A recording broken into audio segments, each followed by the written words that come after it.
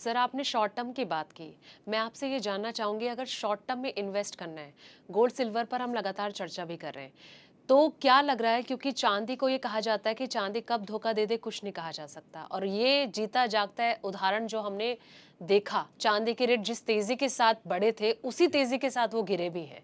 हालाँकि सोना कहीं न कहीं कहा जाता है कि एक भरोसा इसमें बनाया जा सकता है और शुरू से ही हम देखते आए हैं कि सोना इतनी जल्दी से धोखा नहीं देता है। जी। आप क्या कहना चाहेंगे शॉर्ट टर्म में अगर दांव लगाना है तो चांदी की ओर जाना चाहिए या फिर सोने की ओर? आपका नेचर कैसा है इन्वेस्टमेंट का, ये यहाँ पे काम करता है। अगर आपका नेचर है कि धोखा लेने की तैयारी है मेरी, तो आप चाँदी के साथ चले जाइए। अगर आपका नेचर है कि मुझे सस्टेनेबिलिटी चाहिए, तो आप सिल्वर की जगह पे गोल्ड के साथ चले जाइए। देखो हमने कई बार बात करी है कि gold is more sustainable than silver. Silver ये बहुत स्पेकुलेशन होता है। हम्म। ये पिछली बार भी हमने बात करी थी 84,000 एक बार बताया था, उसके बाद 30,000 तक नीचे गिरा था। हम्म। अभी की बात कर लीजिए 4 लाख रुपया बताया, धड़ाम से 2.5 लाख रुपए तक आ गया। हो सकता है कि कुछ दिनों में आपको और 10-20 हज़ार रुपया कम होती जाए, दिखे भी। हम्म। लेकिन दिखेगा नहीं दिखेगा पता नहीं। लेकिन अगर आपको ज़्यादा रिस्क लेने की तैयारी है, तो आप चाँदी में चले जाइए। हम्म। अगर आप चाहते हो कि एक सस्टेनेबल ग्रोथ करूँ मैं, हम्म। तो आप गोल्ड में इन्वेस्टमेंट करिए। अच्छा। गोल्ड आपको ज़्यादा धोखा सच में नहीं देगा। जिस तरीके से चांदी में उतार चढ़ाव लगातार देखने को मिलता है, ऐसे में कहीं ना कहीं आप कह रहे हैं कि अगर शॉर्ट टर्म में रिस्क लेना है तो चांदी की तरफ ही आप जाइए। लेकिन हम देख रहे हैं कि चांदी का जो यूजेस है वो बहुत तेजी से बढ़ रहा है, चाहे वो ईवीज की बात की जाए या फिर अलग अलग सेक्टर की बात की जाए। आपको क्या लग रहा है कि आने वाले टाइम पे चांदी को हम कहाँ देखते हैं? क्या जो अभी सिर्फ लोग इन्वेस्ट कर रहे हैं, आने वाले टाइम पे शायद हो सकता है कि इसकी इन्वेस्टमेंट के साथ साथ इसके जो यूजेस हैं वो और तेजी से बढ़ते हुए आपको नजर आ सकते हैं? मैम ईवी की तो नई सिरे से बात हो गई। लेकिन मैंने जो पहले भी बात करी आपसे कि चांदी को रेयर अर्थ मिनरल में डाला गया है, तो उसके कारण वहाँ पर से भी तो डिमांड आ रही है। तो इससे पहले क्या था, चांदी जो बढ़ रही थी उसके पीछे बस एक सटोडिये लोग थे, ऐसा हो सकता है। लेकिन अभी के लिए अगर आप देखते हो ना कि इतना बढ़ने के बाद जो गिरा है वो 30-40% गिरा है। पिछली बार ये हुआ था कि 80-85,000 से 30,000 तक गिरा था, तो 60% गिरा था। इस बार अगर आप देखते हो तो 40% गिरा हुआ है। उसका रीज़न यही है ना कि वहाँ पे कहीं न कहीं डिमांड निकल के आ रही है अलग-अलग। तो हाँ, यहाँ पर आपको कुछ दिनों के बाद हो सकता है कि आम आदमी के साथ-साथ बैंकों की डिमांड चाँदी में दिखे। और अगर ये दिखे तो आप गोल्ड से भी ज़्यादा ज़ोरदार चलते हुए चाँदी को देख पाओगे। उसका कारण ही वही रहेगा ना कि आपकी हमारी डिमांड कितनी हो सकती है। हो सकता है मैं 1-2 किलो लूँ, हो सकता है आप 100 किलो लो, हो सकता है आपका जो इंस्टीट्यूशन है वो 1000 किलो ले। लेकिन जब बैंक आएँगे हम्म। तो वो तो टन्स में लेंगे ना, तो वो तो डिमांड बहुत बड़ी आने वाली है। तो वो जब आएगी तब चाँदी आपको बहुत तेज़ी से हुए दिखेगी कि बढ़ते हुए दिखेगी। इसलिए तो मैंने कहा कि आपको इस साल के अंत तक हम्म। आपको 4.5 लाख रुपए चाँदी दिख सकती है और बिफ़ोर 2030 हम्म। आपको चाँदी 7 लाख रुपया पर केजी दिख सकती है। अच्छा, अगर आपने देखा रहेगा मैंने हर बार जो टारगेट्स दिए हैं हम्म। वो मैं कंज़र्वेटिव देता हूँ।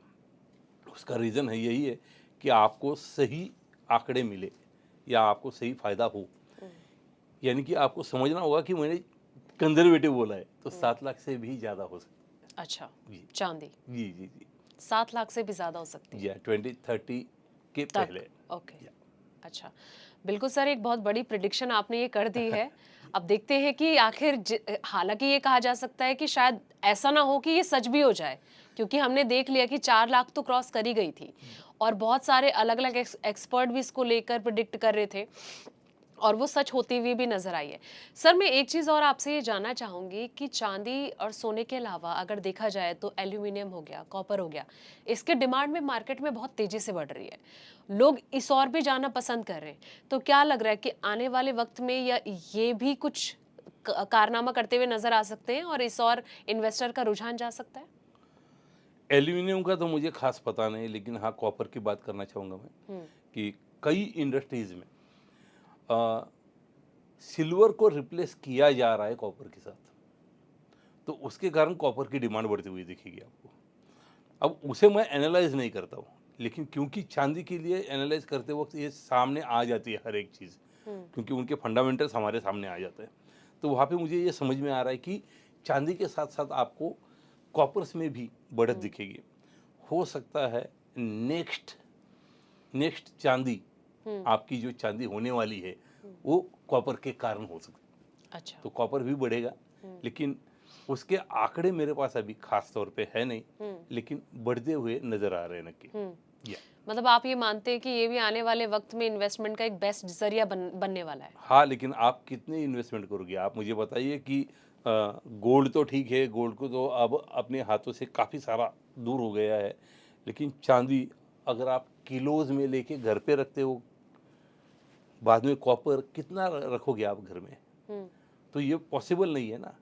तो इसी कारण तो मैं बता रहा हूँ आपको कि आपको जो निवेश करना है वो डिजिटल स्वरूप में होना चाहिए आपका, लेकिन कॉपर का डिजिटल स्वरूप तो आया नहीं है। हमारे कुछ लोगों ने यहाँ तक बात करी है ज्वेलर्स के साथ कि आप कॉपर बेचते हो क्या शॉप में?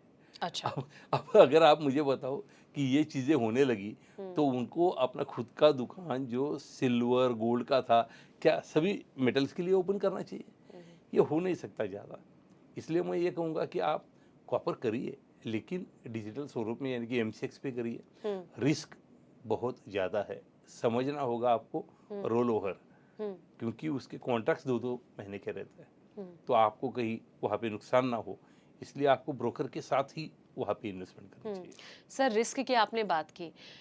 जब चांदी बहुत आसमान छू रही थी ना, तो सब लोग सोने से हटके बल्कि चांदी की तरफ भाग रहे थे, क्योंकि वही होता है कि वो जो हमारा दिमाग होता है, ह्यूमन नेचर होता है ना, कि जहाँ प्रॉफिट मिलता है तो हर कोई सोचता है कि छप्पड़ फाड़ रिटर्न हमें भी मिले।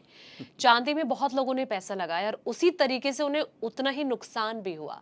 आप क्या एडवाइस करना चाहेंगे, क्योंकि देखिए आप बहुत टाइम से गोल्ड को देख रहे हैं और कहीं ना कहीं इसमें ट्रेडिंग भी कर रहे हैं, तो मैं आपसे ये जानना चाहूंगी कि क्या एडवाइस उन इन्वेस्टर को आप देना चाहेंगे जो ऐसी गलती कर जाते हैं और फिर उन्हें बहुत तगड़ा नुकसान झेलना पड़ता है? आपका अगर खुद का किस हद तक आप रुक सकते हो, इन्वेस्टेड रह सकते हो, ये आपको सबसे पहले तय करना पड़ेगा। अगर मुझे आज मेरे पास पड़े हुए 100 रुपये की ज़रूरत नहीं है और आगे के 5 साल तक नहीं है, तब मैं कहीं पे इन्वेस्टमेंट करना चाहूँगा।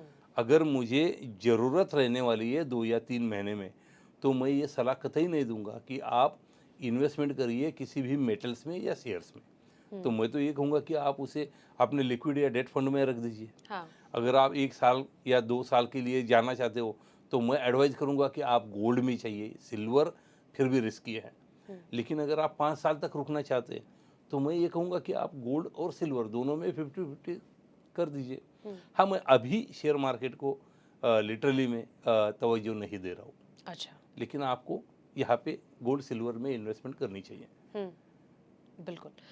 सर, जिस तरीके से फिजिकल गोल्ड के अगेंस्ट मैंने अक्सर देखा है कि आप एडवाइस करते हैं कि थोड़ा बचिए इससे, आखिर सर ऐसा क्यों? क्योंकि हालांकि अभी भी हम देख रहे हैं ज़्यादातर लोग फिजिकल गोल्ड की तरफ ही जाते हैं, उनका जो ट्रस्ट शुरू से था वो आज भी बरकरार है, तो ऐसे में क्या कहना चाहेंगे सर आप?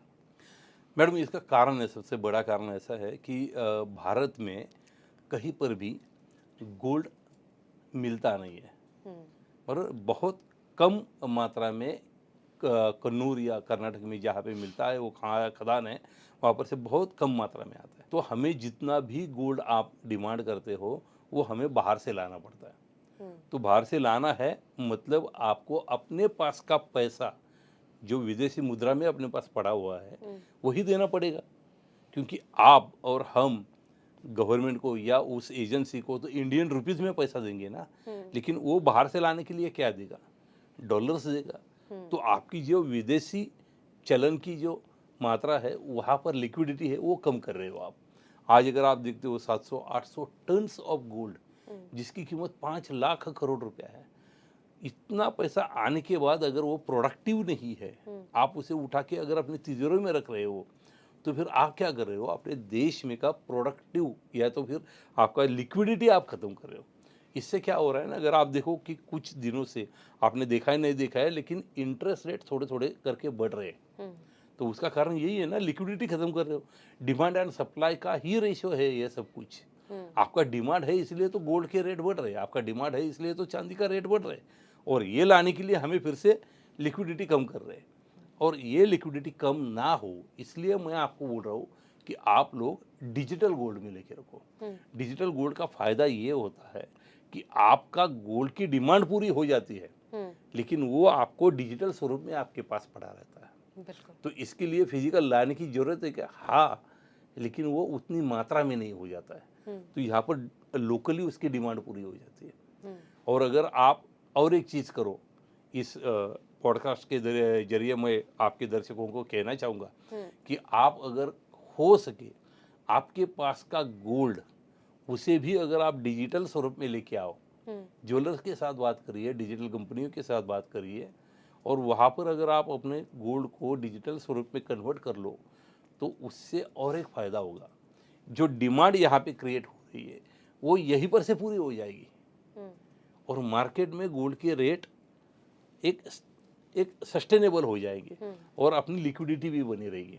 इसके बहुत बड़ा नुकसान है मैम, अगर आपकी लिक्विडिटी बढ़ती है तो इसी के कारण आपके इंटरेस्ट रेट बढ़ते हैं, इसके कारण आपके कारोबारियों को बहुत ऊंचे रेट पे पैसा लेना पड़ता है। एक छोटा सा एग्जांपल अगर हम दें, किसी भी कारोबारी को किसी भी एक छोटा सा प्रोडक्ट उसे अगर मार्केट में लाना है और उसे 1 करोड़ की लोन की ज़रूरत है, तो मार्केट में 12 से 15% तक बिजनेस लोन मिलता है आपको। लेकिन उसी प्रोडक्ट के लिए विदेश में अगर आप किसी कारोबारी को पूछते हो तो वहाँ पे 2 to 3% मिलता है, क्योंकि वहाँ पर की जनता अपना गोल्ड यूज़ ही नहीं करती, वो गोल्ड में इन्वेस्टमेंट ही नहीं करते। तो उसके कारण वहाँ पर लिक्विडिटी है, हमारे यहाँ पे लिक्विडिटी नहीं है। ये भी तो एक कारण है कि आपके इंटरेस्ट रेट बढ़ते जाते हैं। इससे अगर हमको कर्म करना है, उसी रेट पे लाना है, तो हमें यहाँ पे लिक्विडिटी बढ़ानी पड़ेगी। तो लिक्विडिटी बढ़ाने का बहुत अच्छा जरिया डिजिटल गोल्ड है, ऐसा मैं खुद मानता हूँ। लेकिन सर, जो तिजोरी में रखा सोना है घर के लोगों का, उसका क्या किया जाए फिर? इसे आप, गवर्नमेंट ने आपको पता है नहीं बताया, लेकिन गोल्ड मोनेटाइजेशन स्कीम चालू है, जहाँ पर आप अपने बैंक में गोल्ड रिसीट के जरिए इन्वेस्टमेंट कर सकते हो। वहाँ पर आपको ब्याज मिलता है। आप अपने बैंक को बोलिए, काफ़ी सारे बैंक इसे प्रमोट नहीं करते हैं क्योंकि उन्हें यहाँ पे ज़्यादा काम करना पड़ता है। तो अगर आप वो इसके पीछे चलो, आप इसकी जानकारी लो, आप गोल्ड रिसीट की, गोल्ड इलेक्ट्रॉनिक रिसीट की बात करता हूँ मैं, इसकी जानकारी लेते हो तो आपको यहाँ पे इंटरेस्ट भी मिलेगा, और आपका गोल्ड भी गवर्नमेंट के साथ सेफ रहेगा। वो आपका ही रहता है, लेकिन आप गोल्ड गवर्नमेंट के पास देते हो, जो मार्केट में आता है और लिक्विडिटी बढ़ाता है।